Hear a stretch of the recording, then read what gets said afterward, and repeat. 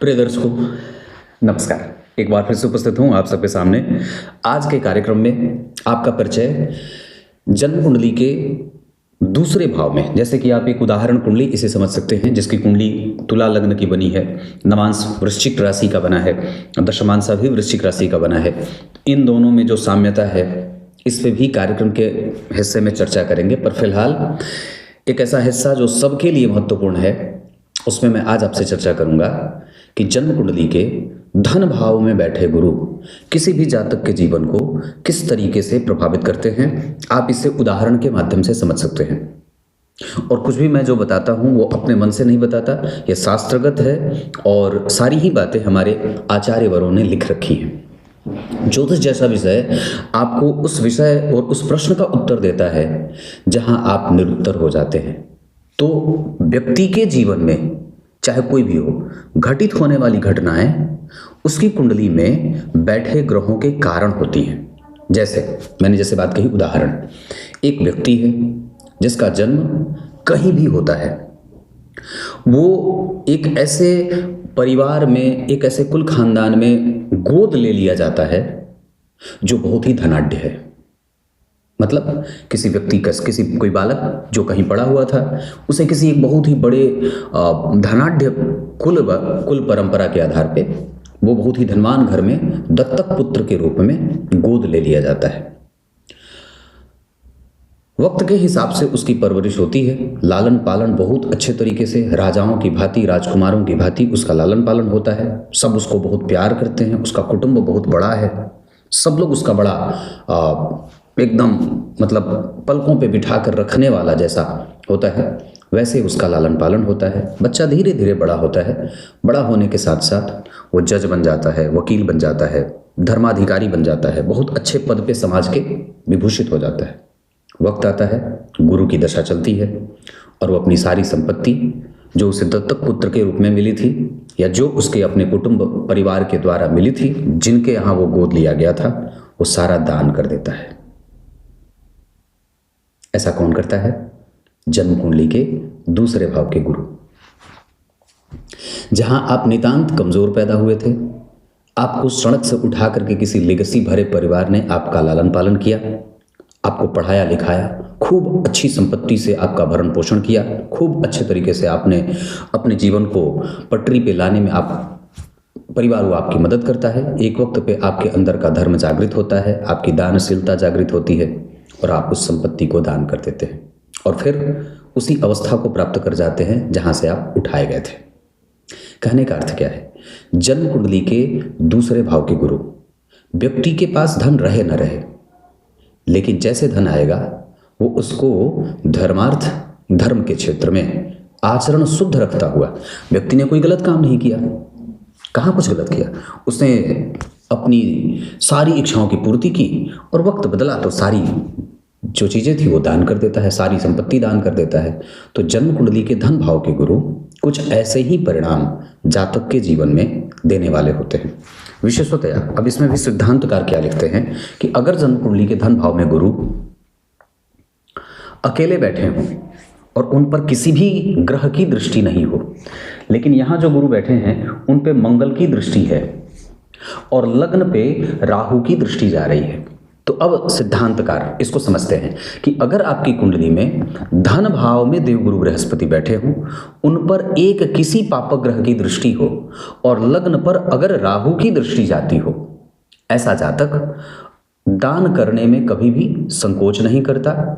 दूसरा, उसका कुटुंब बहुत विशाल होता है, राजनीति उसके खिलाफ किसी की काम नहीं आती, जीवन में अनुभवों के सहारे, विपरीत परिस्थितियों के सहारे अपने सफलता को सिद्ध करने वाला होता है। और तो और वो वापस उसी स्थिति को प्राप्त कर जाता है, शून्य से चला शून्य को आया। शून्य से चले थे, शून्य पर ही आकर के टिक गए। ऐसे लोगों की मोह माया और धन की स्थिति कभी भी, मतलब उनका मोह धन के पीछे नहीं जाता, कभी भी वो धन के पीछे पीछे नहीं भागते हैं।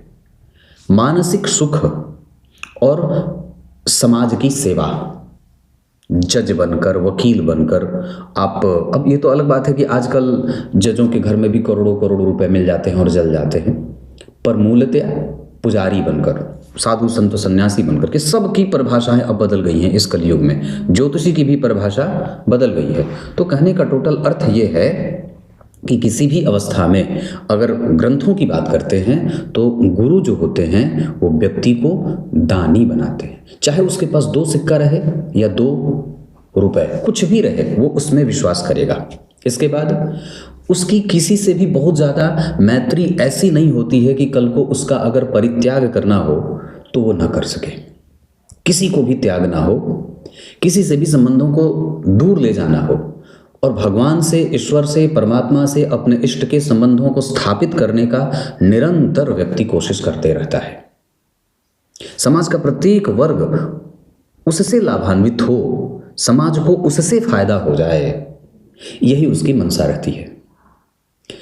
और ऐसा क्यों होता है? क्योंकि जन्म कुंडली के धन भाव में जब गुरु बैठेंगे तो उनकी नवी दृष्टि जन्म कुंडली के 10वें स्थान पे जाएगी, और 10वां स्थान समाज का होता है। तो गुरु की जो अमृतमयी दृष्टि है वो जब जन्म कुंडली के 10वें स्थान पे जाएगी तो व्यक्ति को सामाजिक प्रतिष्ठा का भूख जागृत करेगी। सिद्धांतकार ये भी कहते हैं कि गुरु से वस्तुतः धन का विचार, सिर्फ धन का विचार नहीं किया जाता है, गुरु से दानशीलता का भी विचार किया जाता है। क्योंकि मैंने जो आरंभ में कहानी बताई उसमें तो दान ही प्रमुख दिखाया गया ना। पालन पोषण चाहे जैसा हुआ, पर व्यक्ति ने कर तो दिया सारी संपत्ति का दान। इस वजह से गुरु से दानशीलता का विचार किया जाता है। क्योंकि गुरु आपके पास 2 सिक्के रहें उतने में ही दान करना व्यक्ति को सिखा देते हैं। आपके पास अरबों खरबों की संपत्ति है, लेकिन अगर आपकी कुंडली में देवगुरु बृहस्पति अच्छे नहीं हैं, अगर आपकी कुंडली का व्यक्तित्व अच्छा नहीं है, कुंडली में धर्म और आध्यात्म का पक्ष कमजोर है, तो व्यक्ति दान में विश्वास नहीं करेगा। बहुत मिरमिरासा होकर के वो दान करेगा। वो फिर ठाकुर जी सामने साक्षात क्यों ना आ जाएं, फिर भी उसमें अपना लालच वो जोड़ ही देता है। ठाकुर जी की संपत्ति याद करिए, जो लुटाने वाला है परमात्मा, उसका कोई नुकसान नहीं होने वाला है।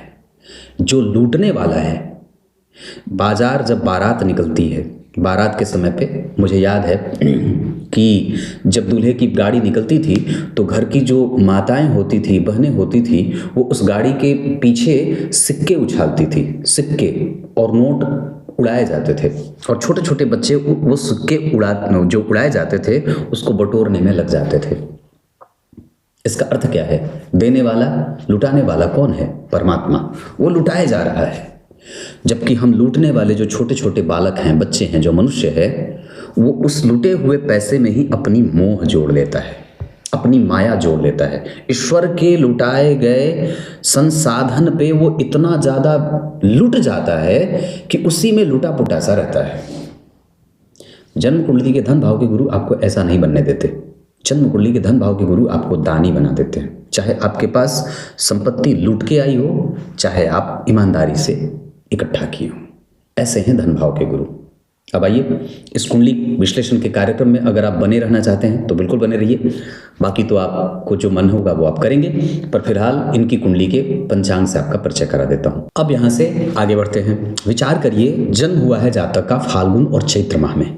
ऐसे लोग प्रेम की भाषा समझने वाले होते हैं, और सबसे अच्छी बात कि किसी भी काम को जहाँ से आरंभ करेंगे वहाँ निश्चित रूप से समाप्त करने की पूरी कोशिश भी करते हैं। महत्वाकांक्षा ऊंचे लेवल की होती है। उत्तरायण में जन्म हुआ, कृष्ण पक्ष की 9वीं तिथि।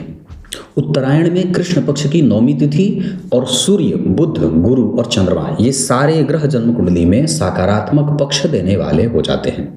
कृष्ण पक्ष के 9वीं तिथि के चंद्रमा शुभ ग्रह नहीं होते, यहाँ से वो पापक होने शुरू होते हैं। इस वजह से कई बार व्यक्ति के 10वें स्थान का प्रभाव, यानी कि 10वें स्थान का जो स्वामी है वो पापक ग्रह बना, और जन्म कुंडली के 4th स्थान में दिग्बली हुआ। लग्न से केंद्र में चंद्रमा, लग्न से केंद्र में लग्नेश, त्रिकोण, जन्म कुंडली में त्रिकोण के अधिपति शनि, वो उच्च के, जन्म कुंडली के 9वें भाव के स्वामी केंद्र में, सप्तमेश सप्तम में। 2 शुभ ग्रहों के साथ आकर के मंगल देव का प्रभाव शुभ प्रभाव से युक्त होगा, लेकिन यहाँ मंगल दोनों को दूषित भी करेंगे हल्के हल्के अपने प्रभावों से, क्योंकि मारक ग्रह के साथ बैठे ग्रह भी मारक होते हैं, पर अगर पापक ग्रह हो तो मंगल यहाँ पापक हुए, सप्तम भाव मारक भाव होता है और जन्म कुंडली में शनि से दृष्ट है। तो शनि मंगल, शनि तो इस कुंडली के लिए अच्छे ग्रह हैं, पर सामान्यतः मंगल इस कुंडली के लिए, राहु मंगल और शनि सबका संबंध जन्म कुंडली के लग्न से है। इस वजह से व्यक्तित्व में एक अलग तरीके की जल्दबाजी देखने को मिलेगी, है ना। मंगल ने बुध को भी परेशान किया है क्योंकि वो सप्तम भाव में है, बुध अपनी राशि में नहीं है। सप्तम भाव में बुध देव बलवान नहीं होते। शुक्र सप्तम भाव में पुरुष की कुंडली में बलवान हो जाते हैं क्योंकि वो कारक हो जाते हैं, लेकिन फिर भी मंगल बुध और शुक्र का यहाँ पे एक साथ बैठना थोड़े बहुत संशयों के साथ ही परिणाम देने वाला होगा। द्वितीय भाव के गुरु के बारे में मैंने चर्चा की थी कि द्वितीय भाव के गुरु व्यक्ति को धनवान भी बनाते हैं और वक्त के हिसाब से दानी भी बना देते हैं। उसके बाद दशम स्थान को चंद्रमा अगर देख रहे हैं, दशम स्थान पे मंगल की दृष्टि है, दशम स्थान पे शनि की भी दृष्टि है और दशम स्थान पे गुरु की भी दृष्टि है। विचार करिए, मंगल जैसा उत्क्रमित ग्रह, बुध चंचल जैसे, चंद्रमा जैसे चंचल ग्रह, शनि और गुरु जैसे गंभीर ग्रह, मतलब 3 से 4 ग्रहों की दृष्टि जन्म कुंडली के दशम स्थान पे है। तो व्यक्ति के जीवन का जो सबसे ज्यादा एक्टिव क्षेत्र है वो दशम स्थान है, क्योंकि सबसे ज्यादा ग्रहों की दृष्टि उसी दशम स्थान को प्राप्त हो रही है। गुरु उच्च की दृष्टि से देख रहे हैं तो कारोबार को सुरक्षा देंगे, व्यक्ति के करियर को ऊंचाई देंगे। उसके बाद शनि देख रहे हैं तो शत्रु की राशि को देख रहे हैं उच्च के होकर के, तो अनुशासन के साथ व्यक्ति के विलंब के साथ ही सही पर परिणाम देंगे। और लगातार जो गेन हुआ है जीवन में, जो प्राप्त हुआ, करियर ने जो प्राप्त किया, उसको उस स्थिति को मेंटेन करने की शक्ति देंगे गुरु।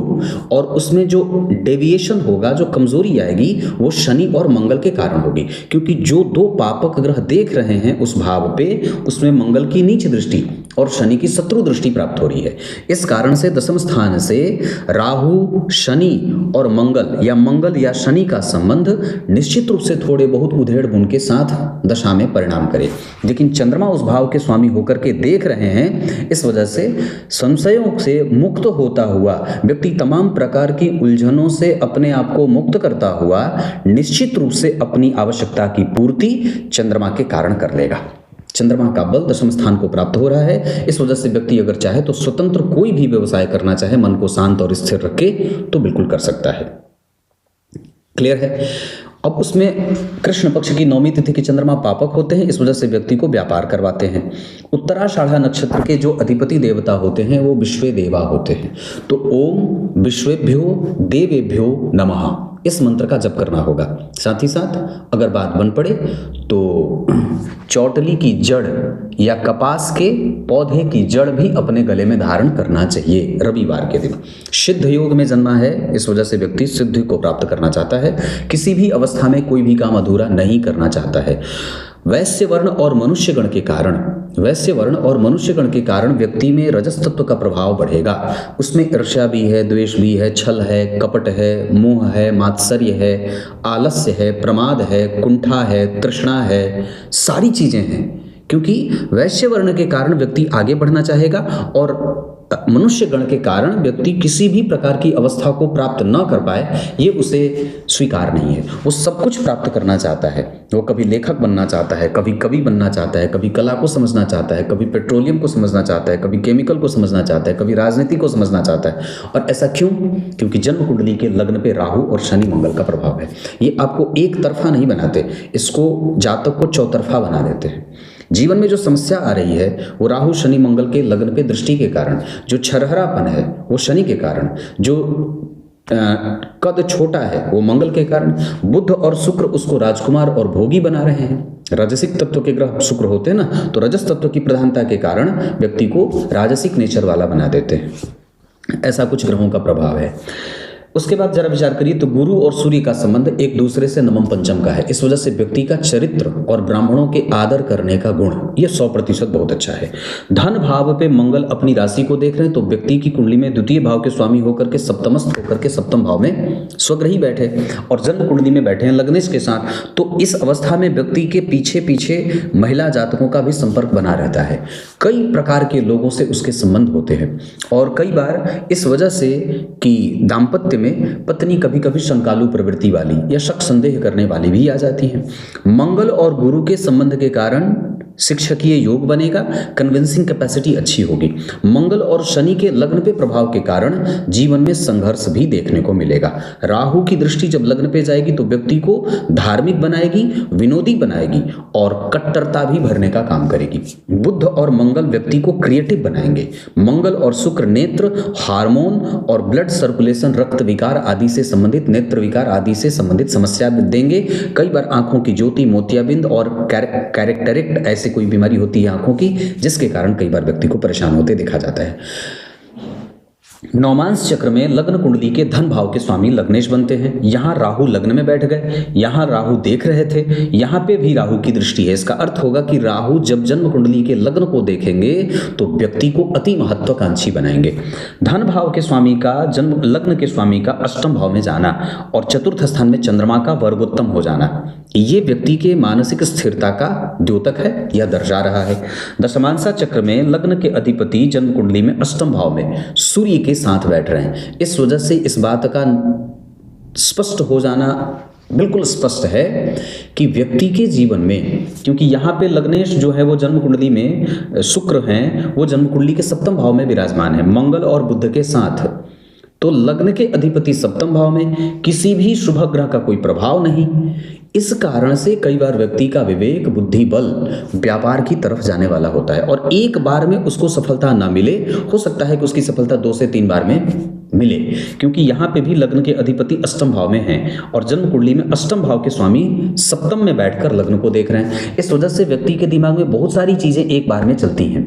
वो ये भी करना चाहता है, इधर से भी करना चाहता है, यहाँ भी छोड़ना नहीं चाहता है, उसको भी पकड़ना चाहता है। तो इस तरीके की जो प्रवृत्ति बन रही है मन की, वो राहु के प्रभाव लग्न पे जाने के कारण और दशमांशा चक्र के लग्नेश के अष्टम भाव में जाने के कारण तुरंत व्यक्ति के मति बुद्धि में बहुत सारी चीजें एडजस्ट करती हैं। बहुत जल्दी विचारों का बदलना यहाँ से भी होता है। गुरु और शनि धन भाव में बैठे हैं। यहाँ जन्म कुंडली में गुरु और शनि द्विद्वादश में हैं। यहाँ पे गुरु और शनि एक साथ बैठ रहे हैं, यहाँ पे गुरु और शनि एक साथ हैं। इसका अर्थ है कि किसी भी अवस्था में गुरु और शनि लगभग एक दूसरे के निकट ही जा रहे हैं। यहाँ पे उच्च के हैं, यहाँ धन भाव में बैठे हैं, पराक्रमेश होकर के, ऋणेश होकर के, तो धन जो है वो ऋण के साथ आएगा। नौकरी नहीं, व्यापार ही सही, क्योंकि द्वितीय भाव और सप्तम भाव का संबंध बन रहा है मंगल के कारण। द्वितीय भाव के स्वामी होकर के द्वितीय भाव को मंगल देख भी रहे हैं। यहाँ पे गुरु धन भाव के स्वामी होकर धन भाव में, यहाँ पे गुरु धन भाव के स्वामी होकर के धन भाव में। इसका अर्थ क्या है कि व्यक्ति के पास लगाने के लिए पैसे भी रहेंगे। उस व्यक्ति के पास कभी भी ऐसा नहीं होगा कि ओह आज मेरे पास पैसा नहीं है। हमेशा उसके पास, वो किसी के ऋण में दबे रहने वाला और किसी के भी सिद्धांतों को फॉलो करने वाला, किसी का पिछलग्गू नहीं होता। वो स्वतंत्र मानसिकता के साथ अपने निर्णयों को आगे रख के बड़ी बड़ी कंपनियों के दांत खट्टे करने वाला, तर्क के बल पर अपने आप को विजेता बनाने वाला होता है। तो ये कुंडली की मूल बात हो गई।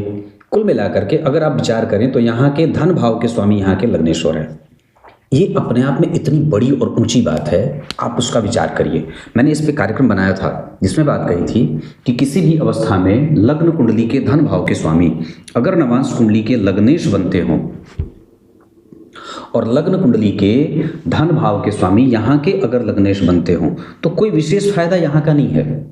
लेकिन यहाँ का लाभ अगर यहाँ आ रहा है, यहाँ का धन अगर यहाँ का लग्न बन रहा है, और अगर लग्न भाव के स्वामी थोड़े बहुत कमजोर हो भी रहे हो, क्योंकि हैं नीचाभिलाषी हैं, तो कई बार व्यक्ति बार बार व्यापार बदलने वाला हो या अवस्था के हिसाब से उसको ये तय कई बार नहीं होता है कि किस चीज़ का व्यापार करूँ।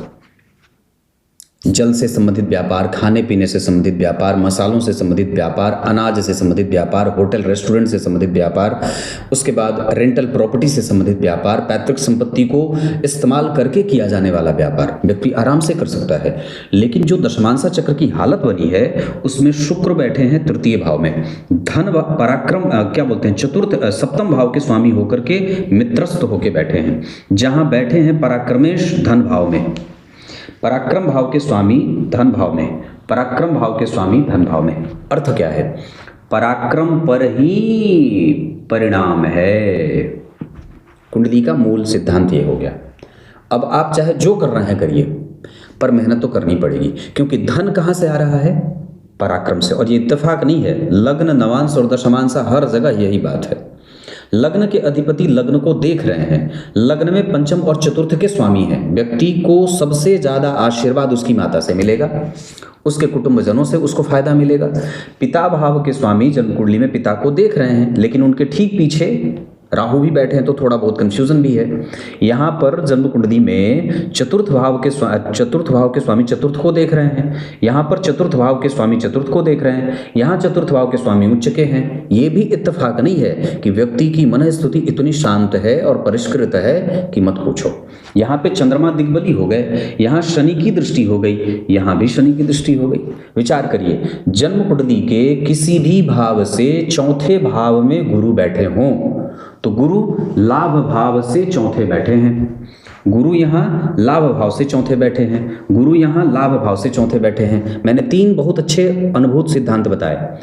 गुरु का ये जो संबंध बताया है, चौथे भाव के स्वामी का चौथे को देखना, चौथे भाव के स्वामी का उच्च का होना, दूसरा धन भाव के स्वामी का लग्न में जाना, और ये तीसरा बता रहा हूँ कि लाभ का धन में लाभ का संबंध जन्म कुंडली में जो प्रभाव है, कैसे बताया था यहाँ पे कि लाभ भाव के स्वामी जन्म कुंडली में या धन, हाँ ये बता रहा था कि गुरु और शनि का संबंध, शुक्र का संबंध कैसा है। यहाँ पे भी लाभ भाव के स्वामी धन में, लाभ भाव के स्वामी जो हैं वो किसी भी तरीके से अगर धन भाव को देखें या लाभ का संबंध है, या लाभ भाव से केंद्र में, लाभ भाव से केंद्र में, लाभ भाव से केंद्र में, लाभ भाव से केंद्र में, लाभ भाव से केंद्र में, मतलब चौथे घर में, तो क्या होगा कि जिस भी भाव से देवगुरु बृहस्पति केंद्र में बैठेंगे वो उसकी वृद्धि करेंगे या उसके सुखों की वृद्धि करेंगे या उस भाव की पुष्टि प्रदान करेंगे।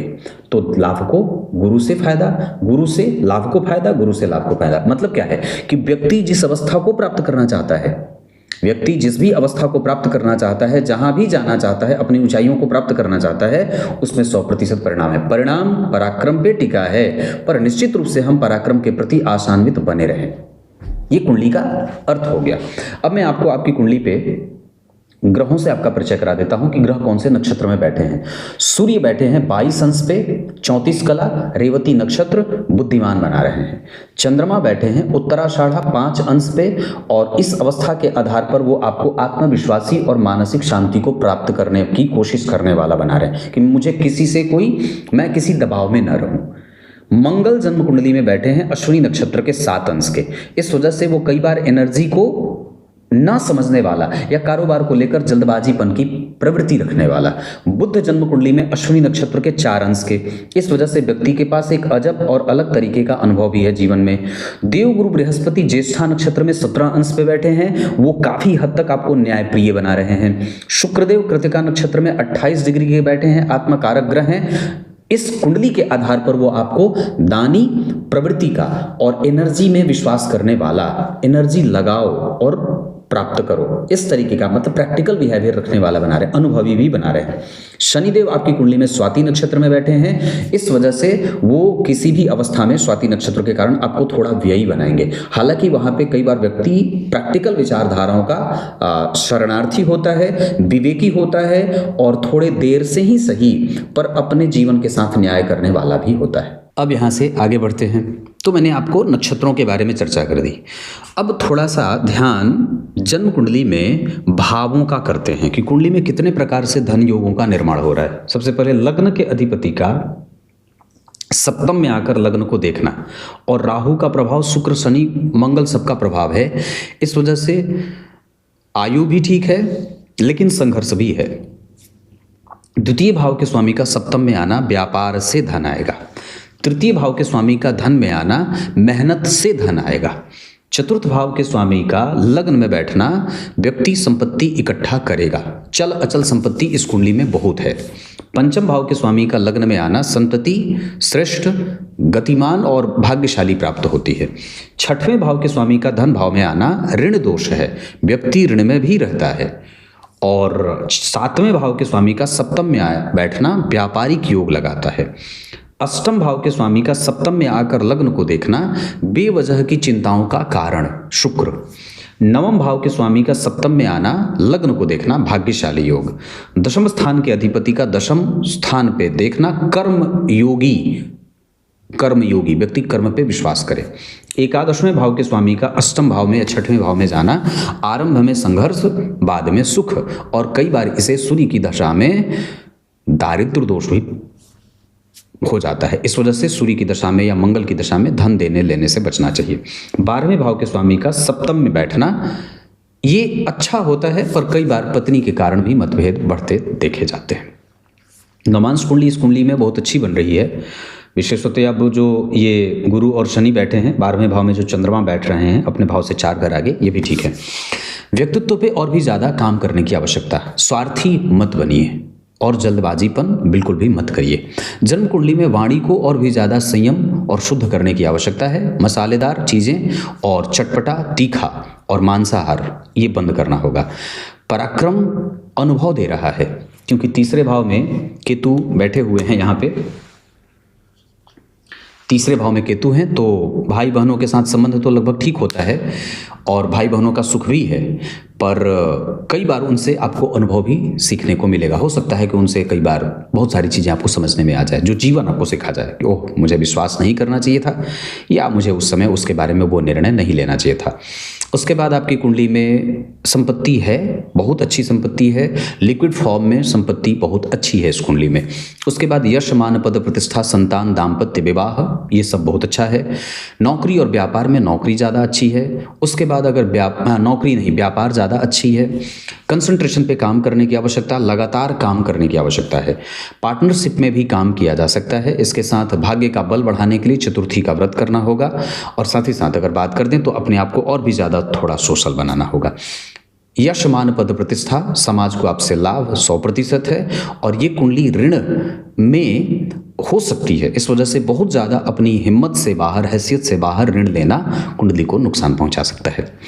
अरिष्ट चक्र के आधार पर अगर मैं आपसे बात कहूं तो हमें किन दशाओं में स्वास्थ्य का ध्यान रखना है, तो उसमें बात आएगी कि हमें शनि और मंगल की दशा में पेट का ध्यान रखना है, जबकि राहु, केतु और बुध की दशा में हेडेक और मानसिक चिंताएं बढ़ सकती हैं। गुरु की दशा में व्यय संतुलित होगा। शुक्र की दशा में भी काम अच्छा लगभग चलेगा।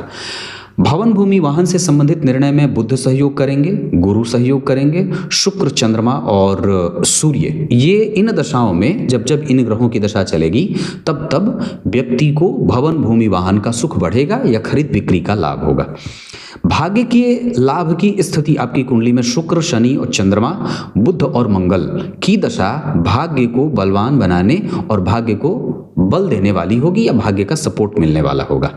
माता पिता को लेकर के आपको ध्यान रखना होगा शनि और केतु की दशा में, साथ ही साथ मंगल और सूर्य की दशा में पिता का ध्यान और शनि और केतु की दशा में माता का ध्यान, जबकि शुक्र और चंद्रमा, गुरु और बुध की दशा में इनका लाभ, इनका सुख, इनका आशीर्वाद मिलेगा।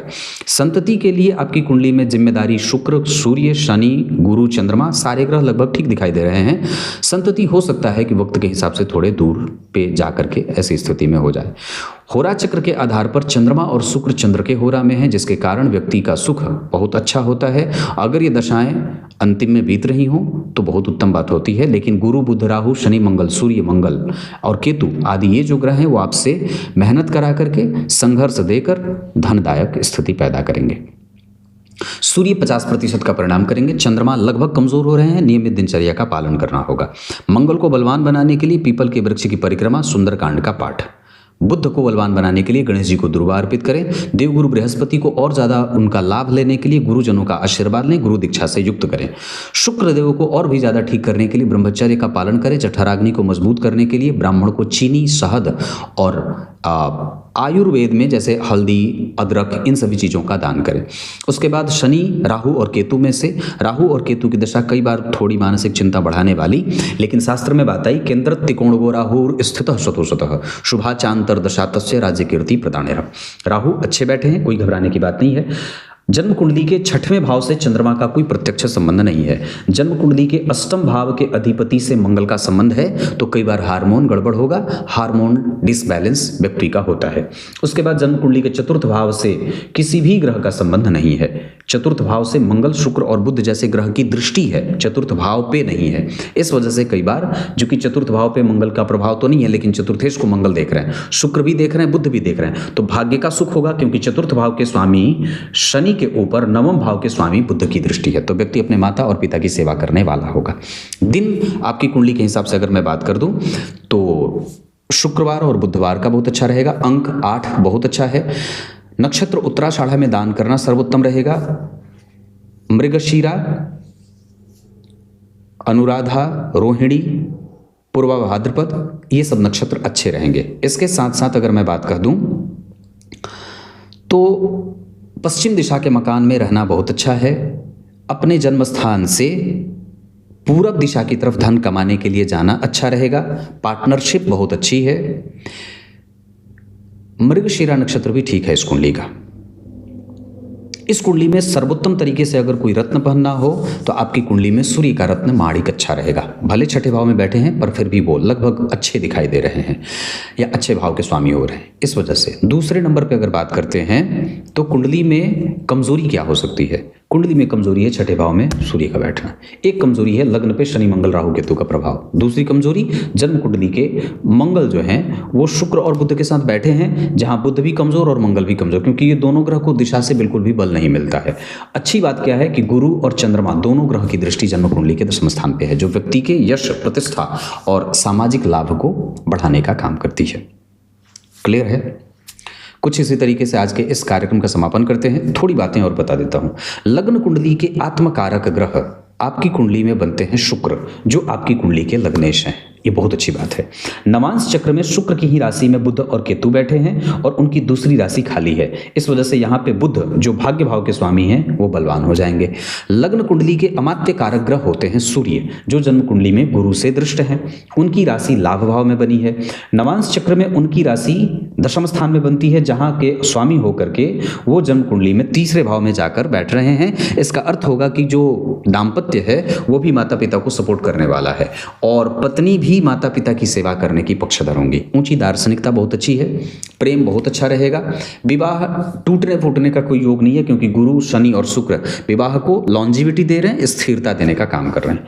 सप्तम भाव के स्वामी जो शुक्र बनते हैं वो द्वितीय भाव में गुरु और शनि के साथ बैठे हैं। बहुत अच्छी बात है। कोई झंझट नहीं है कि वो 8वें भाव में गए हैं अपने भाव से, नहीं, क्योंकि वो भाव के स्वामी के साथ अपने मित्र के साथ बैठे हैं। दूसरा, वृश्चिक लग्न यानी कि केंद्र में स्थिर राशि का निर्माण हुआ है, जो विवाह को स्थिरता देता है और एक अच्छा दाम्पत्य, एक अच्छे नेचर के दाम्पत्य वाला सहपाठी मिलता है। क्लियर है? दशमांश चक्र की स्थिति मैंने बता रखी है। कुंडली संतुलित है, बेहतर है, कोई दिक्कत वाली बात नहीं है। तब तक के लिए बहुत बहुत नमस्कार।